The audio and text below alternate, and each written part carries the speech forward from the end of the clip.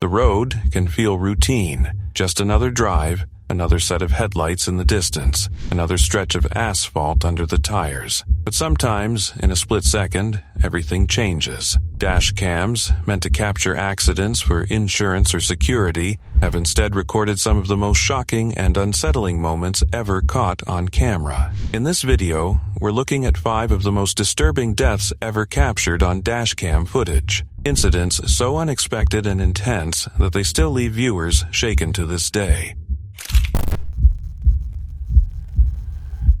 Security camera footage from on board, just released by Chinese authorities, shows the passenger shouting at the driver, smacking him with her cell phone, and the driver fighting back. It was the morning of October 28, 2018, in the Wanzhou district of Chongqing, China. At exactly 10:02 a.m., a public bus rolled onto the second Yangtze River Bridge. Inside were 15 people, including the driver, ordinary passengers on what should have been an ordinary ride. Some stared out the windows. Some looked at their phones. Others simply waited for their stop. Nothing felt unusual. Nothing felt dangerous. But in less than a minute, that quiet bus ride would turn into a nightmare no one could escape. The bus moved steadily across the bridge, high above the dark waters of the Yangtze River. Cars passed in the opposite direction. The city hummed in the distance. Then, suddenly, the vehicle jerked. It swerved into the wrong lane, narrowly missing an oncoming car.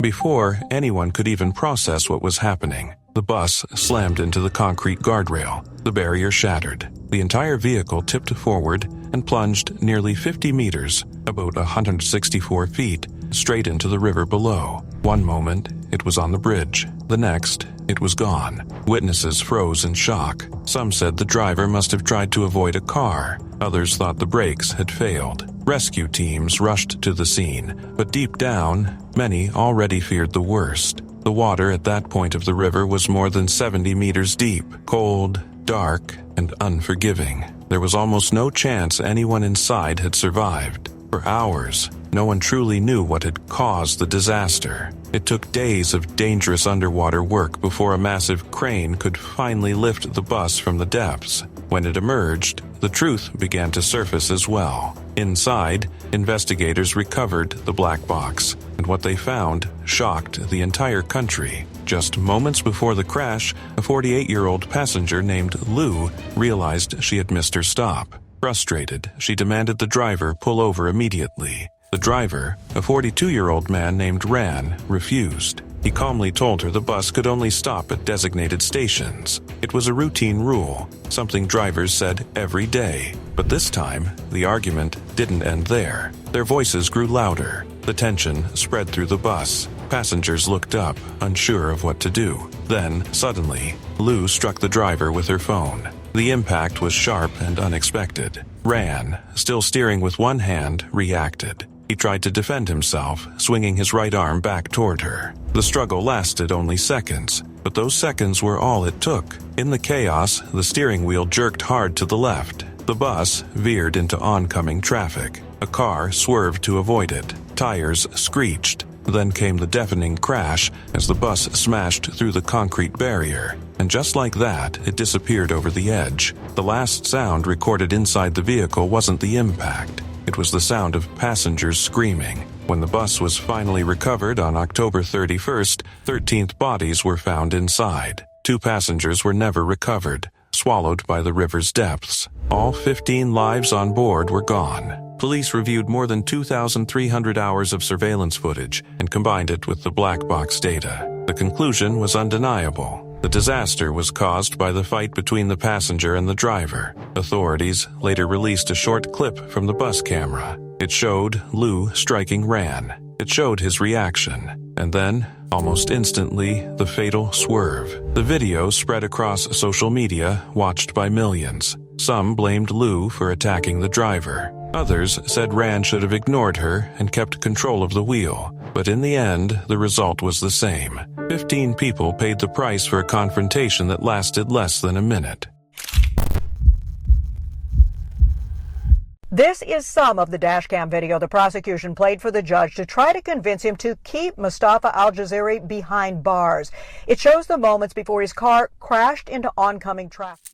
It was April 5, 2023, in Dumfries, Virginia. Inside a 2007 Chrysler 300, 33-year-old Dorothy Dayan Horton, her boyfriend Mustafa Al-Jazairi, and her 5-year-old daughter Empress. To anyone outside the vehicle, it looked like just another car passing through traffic. But inside the car, tension was building. Dorothy sat in the front passenger seat. Little Empress was in the back. The argument between Dorothy and Mustafa had started earlier that day, and by the time they reached the area near Fortuna Center Plaza, the mood inside the Chrysler had grown heavy. Voices were raised. Words were sharp. Witnesses would later say the two looked locked in a heated exchange just before the crash. Driving in the opposite direction was a 46-year-old woman in a Chevrolet Suburban. She was simply heading south, focused on the road ahead, unaware of the storm brewing inside the Chrysler approaching her. To her, it was just another stretch of road, just another oncoming car.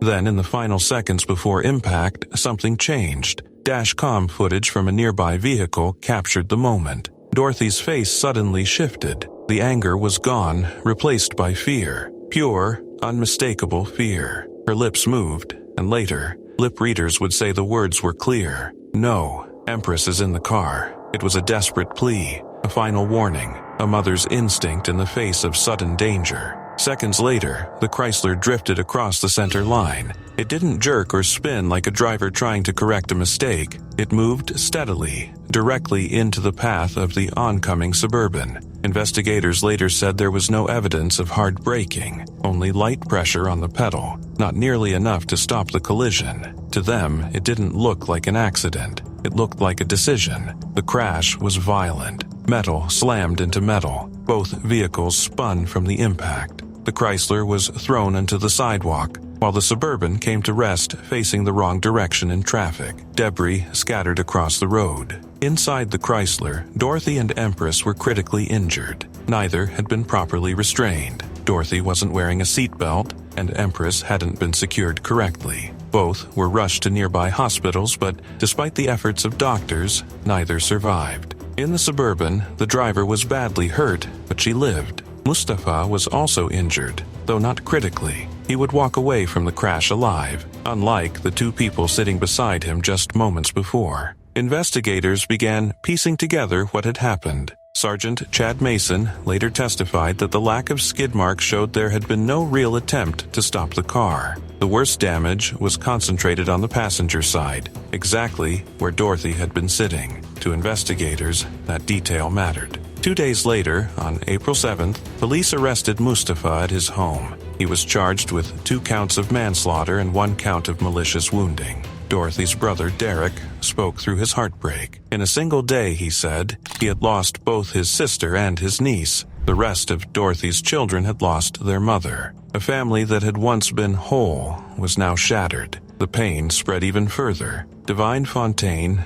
Dorothy's estranged husband and Empress's father, struggled to speak about his daughter. He remembered playing tea parties with her, putting on tutus just to make her laugh. Those memories, once sweet, now felt unbearable. In court, prosecutors painted a dark picture. They said the dashcam footage showed intent, that Mustafa had used the car like a weapon. They compared his actions to someone pulling a trigger. They pointed to Dorothy's terrified expression and the steady movement of the car across the center line. To them, it wasn't panic. It was deliberate. The defense told a different story. They argued Mustafa had simply made a terrible mistake while trying to pass another vehicle. They said Dorothy's final words were just the reaction of someone sensing danger, not proof of intent. A tragic crash, they claimed, not a calculated act. But prosecutors pushed back. They introduced additional claims, including an accusation that Mustafa had threatened a jail guard, saying he knew her address. They said it showed a pattern of dangerous behavior. His family denied the claim, calling it illogical, but the judge sided with prosecutors and kept him in custody.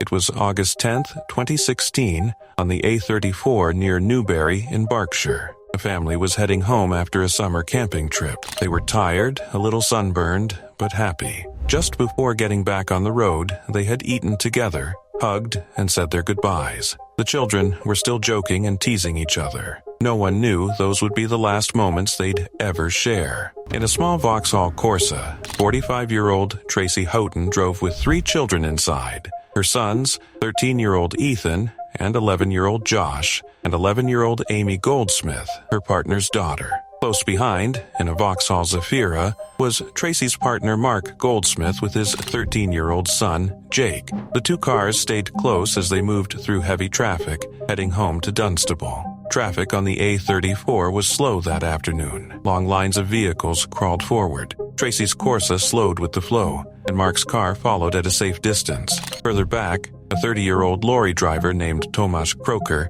approached in his 19-ton truck. Inside his cab were 2 cameras, one pointed at the road, the other at him. For nearly 7 seconds, he wasn't looking at the road at all. He was scrolling through music on his phone. At 50 miles per hour, his lorry covered more than 150 meters in that time. Then he looked up. The change in his face was instant. Realization, fear. He dropped the phone and tried to react, but it was already too late. In less than a second, the lorry slammed into traffic ahead, triggering a violent chain reaction. The force pushed straight into Tracy's Corsa. The small car was crushed beneath another lorry, reduced to a fraction of its size. Tracy, Ethan, Josh, and Amy were killed instantly. Just behind them, Mark and Jake felt the impact as their own car was shoved into the wreckage. Mark later described the moment he realized which car was ahead of him. He stood on the road holding Jake, who had just lost his sister and his closest friends in seconds. At first, Kroker claimed his brakes had failed and said he had only been listening to the radio. But Dashcam footage told the truth. It showed him scrolling through his phone moments before the crash. Hours earlier, he had signed a promise to his employer that he wouldn't use his phone while driving. The crash caused an 8-vehicle pileup and seriously injured another driver. In court, Kroker admitted to 4 counts of causing death by dangerous driving and 1 count of causing serious injury. He was sentenced to 10 years in prison and banned from driving for 7 more. The judge said his actions were like driving with his eyes closed. For the families, the punishment changed nothing. Mark and Jake had been right behind their loved ones, forced to witness the moment everything was taken away. 4 lives, Tracy, Ethan, Josh, and Amy, gone in seconds, all because one driver looked at his phone instead of the road.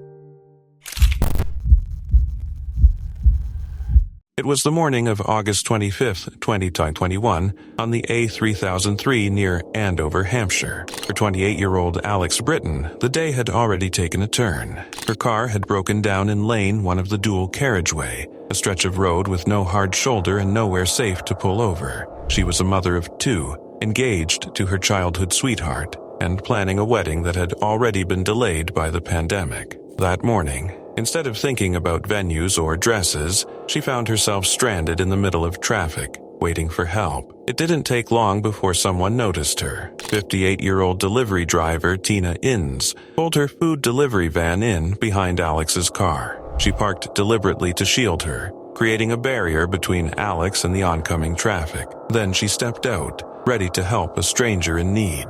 Moments later, a third person joined them. Tom Watson, a 30-year-old recovery truck driver, was heading to another job when he spotted the breakdown. Helping stranded motorists was part of his work, and without hesitation he pulled over and got out to assist. Now, 3 vehicles sat in lane 1. Alex's car, Tina's van, and Tom's truck. To anyone paying attention, the danger was obvious. But one driver wasn't paying attention at all. A 9-ton lorry approached at around 56 miles per hour. Behind the wheel was a 39-year-old driver Mihail Kopanyars, delivering bottled water to a depot in Andover. From his seat, he had about 170 meters of clear road ahead, more than enough distance to slow down or steer away from the stopped vehicles. Yet the lorry never slowed. Investigators would later uncover the reason. For 7 minutes before the crash, Kopanyars had been watching a Facebook video on his phone. He had even shared it with someone while driving. In the final seconds before impact, he was typing directions into his sat-nav app.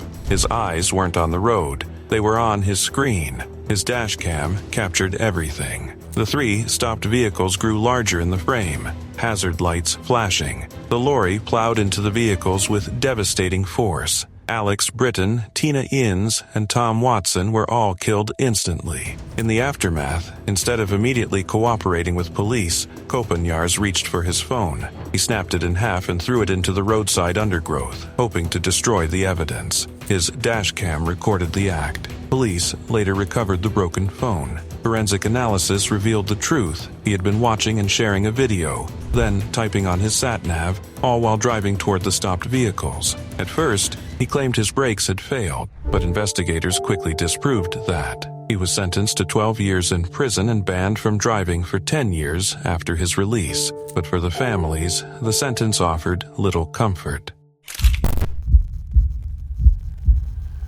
It was the evening of August 27, 2022, in Ferntree Gully, a quiet suburb on the outer edge of Melbourne. Inside a silver Saab sat 39-year-old Nicole Woolard. She was in the passenger seat, relaxed, trusting the person behind the wheel, her friend, 45-year-old Matthew Dyer. To her, it was just another ride through familiar streets. There was no warning, no sign that within minutes her life would be over. Up the road, police radar picked up the Saab traveling at 94 kilometers per hour in a 60 zone. One officer muttered, "He's going," as they made a quick U-turn to follow. The patrol car's lights and sirens came on, a clear signal for the driver to pull over. But instead of slowing down, Dyer pressed the accelerator. He never should have been driving in the first place. His license had expired nearly a decade earlier. The Saab wasn't registered, and the plates on it had been stolen. He was already on bail for theft, false registration,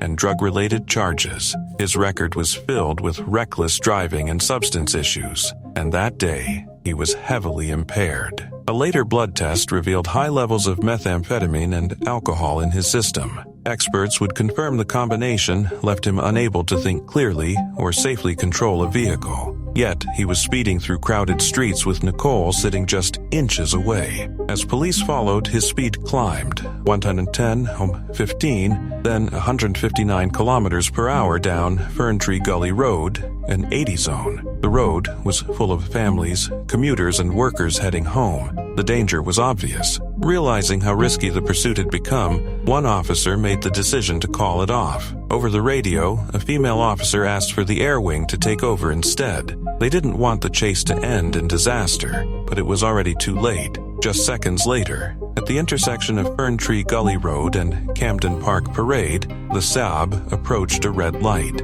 Cars were crossing legally on green. Drivers had no idea a vehicle was about to blast through the intersection at nearly 160 kilometers per hour. Dyer didn't slow down. The Saab tore through the red light and slammed into an SUV carrying a mother and her daughter. The impact was so violent it spun the Saab into a nearby ute. Dashcam footage captured the moment of collision. Metal twisting, glass exploding, vehicles thrown across the road like toys. Witnesses later said the scene looked like a war zone. Debris was scattered everywhere. Fluids covered the asphalt. One driver described parts of the wreckage raining down onto their car, with a bumper landing near their wheel. By chance, an ambulance had been stopped at the red light just meters away. Paramedics rushed in immediately. Nicole was trapped in the passenger seat with catastrophic injuries. There was nothing they could do. She died at the scene. Dyer had been ejected from the Saab. Despite a severe head injury, he managed to get to his feet. CCTV footage showed him wandering around, dazed. He glanced briefly at the wreckage, then walked away, leaving Nicole behind inside the car. Only an hour earlier, she had hugged her daughter for what would become the last time. The mother and child in the SUV were badly injured but survived. The driver of the ute, against all odds, walked away unharmed. Police, who had already called off the chase, arrived moments later to a scene of chaos and devastation. What had started as a routine traffic stop had turned deadly in less than a minute. Blood tests confirmed just how impaired Dyer had been. His decisions, fleeing, speeding, running the red light, were directly linked to his condition. In March 2023, he pleaded guilty to culpable driving, causing death, and reckless conduct endangering life. He offered no cooperation during his arrest. Later that year, he was sentenced to more than 10 years in prison, with a non-parole period of 7.5 years. He was also banned from driving for 8 years after his release.